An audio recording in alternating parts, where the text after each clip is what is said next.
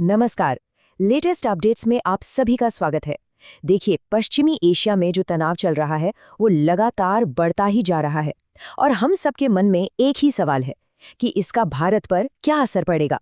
तो आज हम सरकार के एक बहुत ही महत्वपूर्ण बयान को समझेंगे और जानेंगे कि भारत इस बड़ी चुनौती से निपटने के लिए क्या कर रहा है।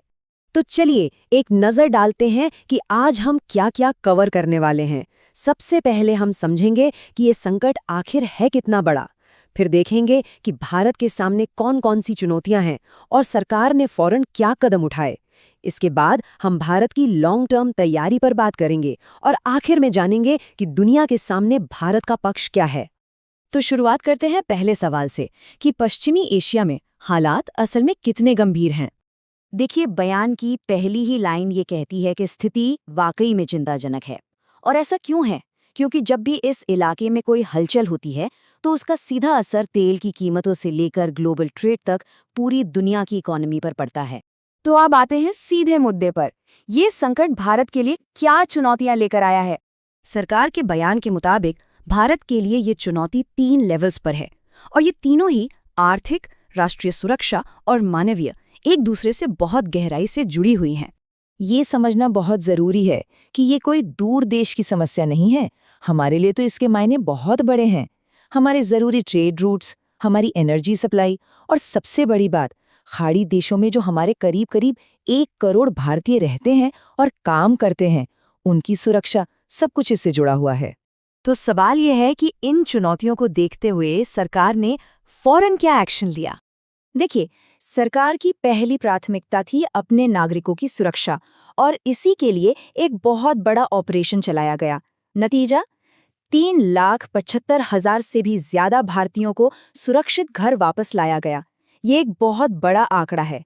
और ये काम अकेले नहीं हुआ, इसके लिए एक पूरा सिस्टम बनाया गया। बड़े बड़े नेताओं से सीधी बातचीत की गई, 24 घंटे चलने वाले कंट्रोल रूम और हेल्पलाइन शुरू हुए, जमीन पर हमारे दूतावास मदद कर रहे थे और जो स्टूडेंट्स वहां पढ़ रहे थे उनके लिए भी खास इंतजाम किए गए। लेकिन ये तो हुई फौरन की गई कार्रवाई की बात। अब जो बात है वो और भी दिलचस्प है कि कैसे पिछले 10 साल की तैयारी आज इस संकट के समय में भारत के काम आ रही है। ये संकट हमें दिखाता है कि लॉन्ग टर्म प्लानिंग कितनी जरूरी होती है, खासकर एनर्जी सिक्योरिटी के मामले में। अब एनर्जी सिक्योरिटी का मतलब क्या है? सिंपल भाषा में कहें तो ये पक्का करना कि देश के पास एनर्जी की सप्लाई हमेशा बनी रहे और अलग-अलग जगहों से आए, ताकि किसी एक जगह पर प्रॉब्लम होने से हम पर असर ना पड़े। और इसी सोच का नतीजा है विविधीकरण, यानी डाइवर्सिफिकेशन।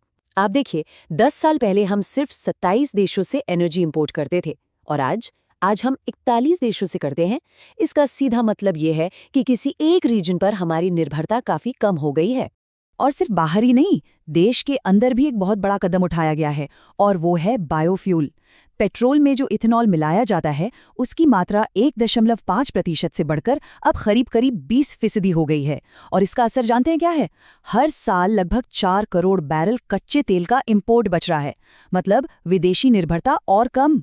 यही नहीं, भारत ने मुश्किल वक्त के लिए एक एनर्जी इमरजेंसी फंड भी बना रखा है। इसे हम स्ट्रेटेजिक पेट्रोलियम रिजर्व कहते हैं। हमारे पास 5.3 मिलियन मीट्रिक टन का रिजर्व पहले से है और इसे और भी बढ़ाने की तैयारी है। और आत्मनिर्भरता की ये जो सोच है, ये सिर्फ एनर्जी तक ही सीमित नहीं है, ये खेती किसानी तक भी जाती है।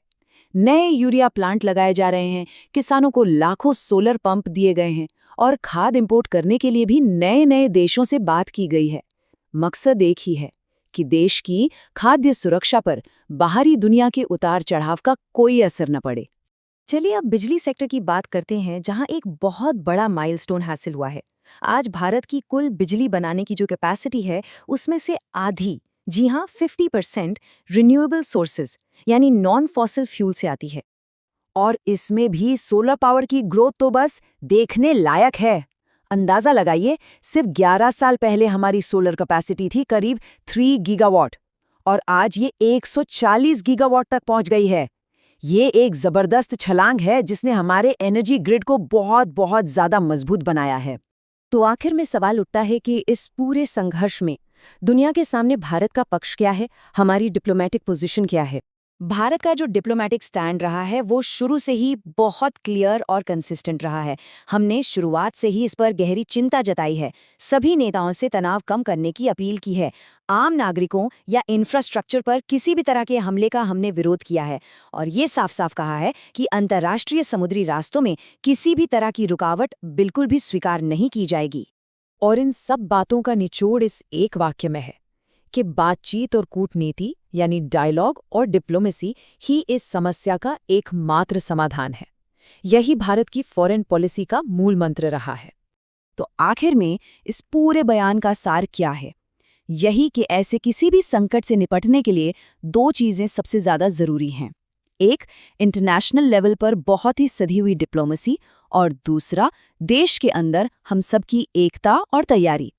और ये पूरी चर्चा हमें एक बहुत बड़े सवाल के साथ छोड़ जाती है कि आज की इस आपस में जुड़ी हुई दुनिया में कोई भी देश अपनी फौरन की ज़रूरतों जैसे लोगों को बचाना और अपने लंबे समय के लक्ष्यों के बीच बैलेंस कैसे बनाता है। ये एक बहुत ही मुश्किल संतुलन है। इस पूरे विश्लेषण पर आपकी क्या राय है, हमें कमेंट्स में ज़रूर बताइएगा। पूरा वीडियो देखने के लिए आप सभी का बहुत बहुत धन्यवाद। अगर आपको हमारा काम पसंद आता है तो चैनल को सब्सक्राइब करके हमें सपोर्ट ज़रूर करें।